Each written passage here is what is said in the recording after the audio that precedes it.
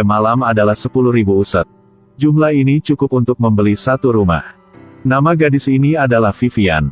Kemarin masih gadis biasa di jalanan. Uangnya bahkan tidak cukup untuk membayar sewa. Bagaimana bisa berkencan dengan bos yang lagi kurang kesayangan ini? Ceritanya dimulai 1 hari yang lalu. Ed salah jalan. Setelah Vivian melihat Ed, dia berlari ke pertengkaran. Tidak pernah berpikir bahwa Ed hanya ingin menanyakan arah. Vivian berada di urutan berikutnya. Masuk ke mobil Ed.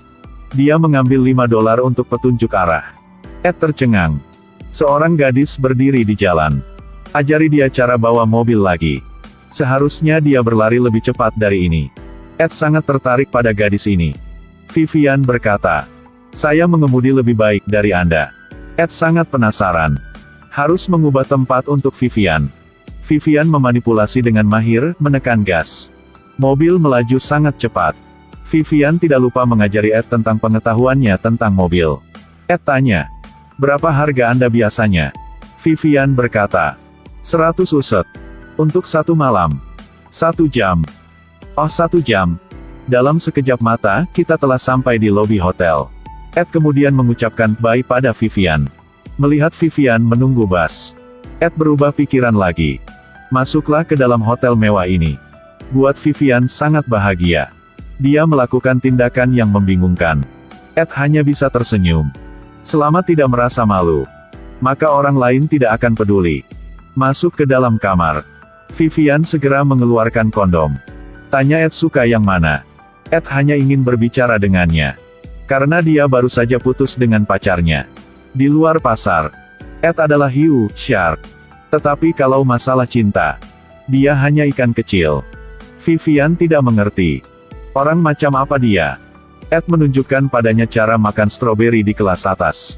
Setelah makan, pria itu sibuk dengan pekerjaan lagi. Dan Vivian senang menonton film. Dunia dua orang ini benar-benar sangat berbeda. Tapi anehnya kompatibel. Satu couple. Di bawah lampu romantis. Ruang yang nyaman. Apapun yang datang pasti datang. Besok, panggilan dari perusahaan. Ternyata Ed diundang ke pesta, dan harus membawa pacarnya. Melihat Vivian bernyanyi dengan gembira di bak mandi, Ed segera melihat orang yang akan menemaninya ke pesta. Dalam kehidupan Ed, dia belum pernah bertemu gadis hiperaktif seperti Vivian. Ed membuat penawaran dengan Vivian. Keduanya setuju untuk kesepakatan $3.000 dan seminggu berkencan. Vivian sangat senang. Biaya sewa rumah dan biaya hidup sudah ada. Dan dia tetap bisa menginap di hotel bintang 5 ini. Semuanya seperti mimpi. Punya uang tapi masih belum bisa belanja. Gadis ini membawa sekantong uang. Tapi tidak bisa membeli jas selamanya. Seorang karyawan toko mode kelas atas. Melihat penampilan Vivian. Sikap yang sangat tidak menyenangkan. Itu sangat mahal. Saya bilang saya punya uang. Kurasa tidak ada apa-apa untukmu di sini. Kamu jelas memasuki tempat yang salah, silakan pergi. Hidup selalu tidak adil. Vivian kehilangan minat. Dia dengan sedih kembali ke hotel. Setelah itu, manajer hotel mengundang dia ke kantor. Setelah mendengar bahwa dia adalah pacar Ed, dia dengan lembut meminta izin untuk membantu Vivian memilih pakaian yang tepat. Kata-katanya menyentuh Vivian. Vivian segera menarik uangnya. Lalu ceritakan padaku apa yang terjadi hari ini. Manajer mengangkat telepon. Hubungi toko pakaian. Untuk membantu Vivian dengan masalah gaun pesta. Dan dengan antusias mengajarinya bagaimana berperilahannya saat makan. Setelah Ed melihat Vivian, dia membeku selama 3 detik. Setelah pesta mereka kembali ke hotel. Vivian melihat Ed sangat sedih. Ed mengira dia hanya seseorang yang hanya tahu bagaimana mengalahkan orang lain untuk menghasilkan uang. Saya selalu menggunakan cara untuk menjatuhkan orang lain untuk menghasilkan uang. Lalu dia meninggalkan ruangan. Ed ingin menyendiri untuk sementara waktu. Melihat Ed jam 3 pagi dan masih belum kembali. Vivian memakai piyama untuk menemukannya. Dia pergi ke Ed dan berkata. Dia sendirian di kamar, sangat kesepian. Setelah membiarkan semua staf keluar, dia menyandarkan kepalanya pada Vivian. Saat Ed hendak memeluk dan mencium Vivian, dia menghindar lagi. Perasaan Vivian sangat campur aduk sekarang. Besok, setelah Ed mengetahui tentang Vivian kemarin, dia membawanya berbelanja sendiri. Ed dengan antusias membimbingnya tentang cara memilih pakaian. Vivian bahagia lagi. Untuk pertama kalinya dia merasa seperti putri kaya. Vivian sangat senang. Sekarang dari seorang gadis yang berdiri di jalan mengenakan pakaian terbuka, menjadi wanita berkelas lagi. Dalam perjalanan kembali, dia melewati toko pakaian yang mengusirnya kemarin. Dia berhenti dan masuk. Bicaralah dengan staf. Lihat bagaimana Anda menghilangkan seorang pelanggan. Cinta di antara keduanya tumbuh. Vivian seperti hidup dalam mimpi. Ed membawa Vivian ke arena pacuan kuda untuk menghadiri lokakarya. Pengacara perusahaan bertanya kepada Ed tentang Vivian. Kemudian lihat Vivian dengan senang hati berbicara dengan David. Ed dengan belak-belakan berkata, Vivian adalah gadis panggilan. Pengacara kemudian mendekati Vivian dan berkata, lain kali aku akan datang menemuimu juga. Vivian merasa sangat marah. Mengapa baru-baru ini? Ed masih mengatakan kata-kata manis padanya. Mengapa Anda menghina saya sekarang? Setelah kembali ke hotel, melihat Vivian sangat kesal. Ed tidak hanya tidak meminta maaf, tapi lagi dan lagi, aku hanya mesewakanmu. Vivian tidak pernah berpikir begitu. Dia merasa dihina. Tidak menyangka itu di mata mereka yang punya uang.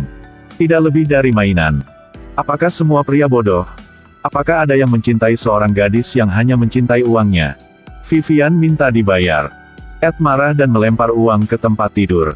Vivian melihat tumpukan uang itu, lalu berbalik tanpa melihat ke belakang. Yang dia butuhkan bukanlah uang. Dan itu adalah kehormatan.